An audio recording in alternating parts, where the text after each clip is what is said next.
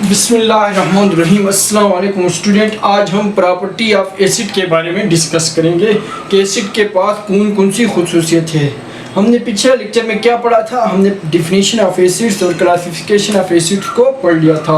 अभी हमें प्रॉपर्टी पढ़ने में काफ़ी आसानी होगी। सबसे पहले अगर हम प्रॉपर्टी की बात करते हैं तो एसिड की चंद खुसूसियत है। यहाँ पर हमने 7 प्रॉपर्टी को डिस्कस किया है। क्या है सबसे पहले प्रॉपर्टी क्या है जो हमने डिफिनीशन में भी बोला था कि एसिड हैव सोर टेस्ट, जिनका जायका खट्टा होता है, and change blue litmus paper into red. ये तो हमने डिफिनेशन में बताया, ये एसिड की खुसूसियत है। ठीक है, एसिड की एक प्रॉपर्टी है। दूसरी प्रॉपर्टी क्या है? Acid are good conductor of electricity. देखो, जब एसिड को पानी में डाला जाता है तो आयन्स बन जाता है, पॉजिटिव आयन और नेगेटिव आयन। यानी जिस चीज़ के आयन बन जाते हैं वो करंट को अच्छी तरह कंडक्ट कर सकता है, इलेक्ट्रिसिटी इसके अंदर आसानी से पास हो सकती है। इसीलिए हम बोलते हैं कि जो डिस्टिल वाटर होता है, जो प्योर वाटर होता है, वो कंडक्टर नहीं है, वो इंसुलेटर है। लेकिन नॉर्मल वाटर कंडक्टर है, क्योंकि इसमें साल्ट वगैरह जितनी भी है वो आयोनाइज हो जाता है पॉजिटिव और नेगेटिव चार्ज में। इसी तरह एसिड भी आयोनाइज होता है। तो जितने भी एसिड है वो सारे के सारे गुड कंडक्टर ऑफ इलेक्ट्रिसिटी है। ठीक है, बाद स्ट्रॉन्ग कंडक्टर हो गए, बाद वीक कंडक्टर हो गए, वो डिपेंड करता है आयोनाइजेशन पे। अभी नंबर तीसरी प्रॉपर्टी क्या है? Acid corrode metal, therefore it can not store in metal container. Corrode का मतलब खराब करना, मेटल को खराब करता है, मेटल को जंग लगवाता है। जैसा कि आयरन के गेट्स जो होते हैं बड़े बड़े बिल्डिंग के, इनको जंग लग जाता है, ये भी एसिड की वजह से होता है। तो एसिड क्या करता है? कोरोड मेटल, मेटल को कोरोड करता है। जितने भी मेटल को क्या होता है, वो चीज़ जिसमें करंट और हीट पास हो, इसे क्या बोलते हैं? मेटल बोलते हैं। तो एसिड मेटल को ख़राब करता है, इसीलिए मेटल कंटेनर में एसिड को नहीं रखा जाता। अगर आपसे कोई क्वेश्चन पूछे why acid is not stored in metal container, तो इसकी वजह क्या है? बिकॉज इट कोरोड मेटल, ये मेटल को खराब करता है।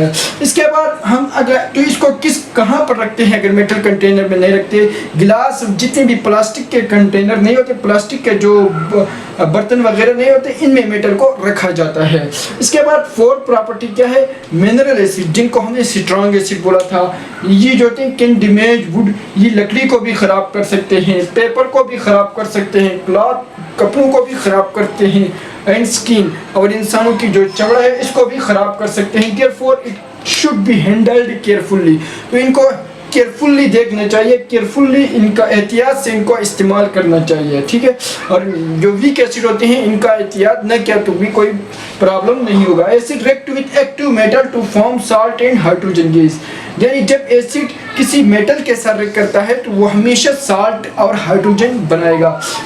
अभी ये जो सल्फ्यूरिक एसिड नहीं है, सल्फ्यूरिक एसिड एक एसिड है। जब ये एक मेटल जिंक के साथ रिएक्ट करता है, जिंक एक मेटल है, तो ऊपर बोला था कि जब मेटल और एसिड आपस में रिएक्ट करते हैं, सल्फ्यूरिक एसिड का फार्मूला H2SO4 है और जिंक का सिंबल Zn है, क्योंकि जिंक एलिमेंट है और एलिमेंट को रिप्रेजेंट करने के लिए सिंबल यूज होता है, और सल्फ्यूरिक एसिड कंपाउंड है, कंपाउंड को रिप्रेजेंट करने के लिए फार्मूला यूज होता है।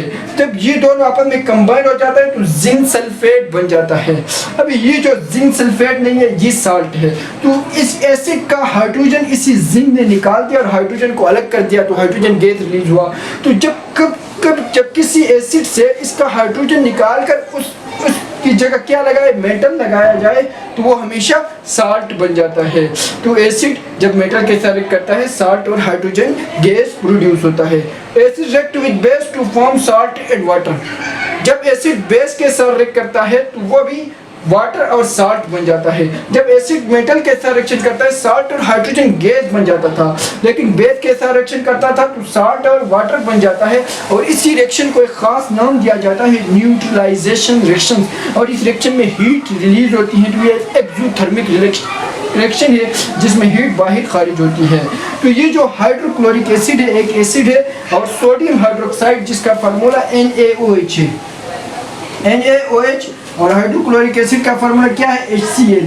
ये जब आपस में कंबाइन हो जाता है तो सोडियम क्लोराइड बन जाता है, जिसको कॉमन साल्ट बोला जाता है, kitchen salt, plus H2O water बन जाता है। तो इसी रिएक्शन को क्या बोलते हैं?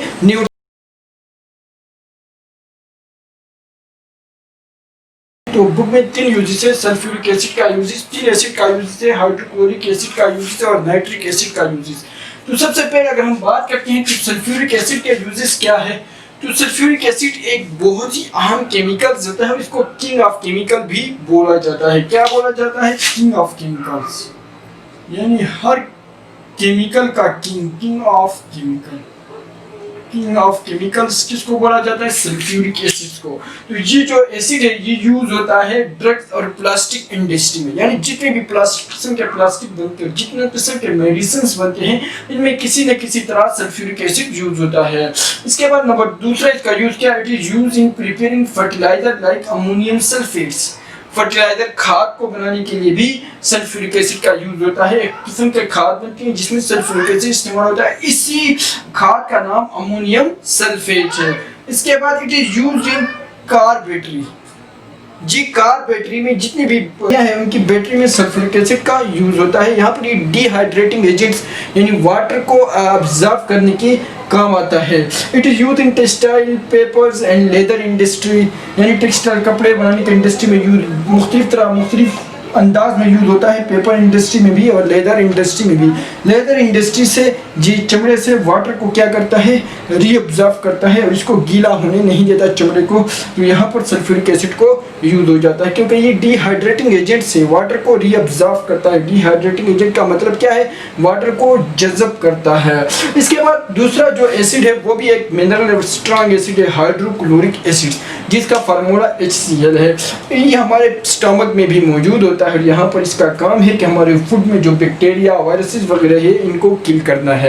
अभी इस acid it is use in clean boilers, ये मुख्तलिफ क्लीनिंग पर्पस के लिए जरासीम को कश जिसको बोला जाता है, मुख्तलिफ जरासीम को मारने के लिए जी यूज होता है। It is use in purification of salt and other chemicals, मुख्तलिफ किस्म के जो साल्ट, इम्प्योर साल्ट को प्योरीफाई करने के लिए जी हाइड्रोक्लोरिक एसिड यूज होता है। It is use in bleaching powder, इसका तीसरा यूज ब्लीचिंग पाउडर एक किस्म का पाउडर होता है जो क्लीनिंग पर्पस के लिए, कटिंग पर्पस के लिए यूज किया जाता है। इसमें भी हाइड्रोक्लोरिक एसिड यूज होता है इसको बनाने के लिए, ठीक है। इन bleaching powder, in preparing bleaching powder, it is used in manufacturing of aqua regia।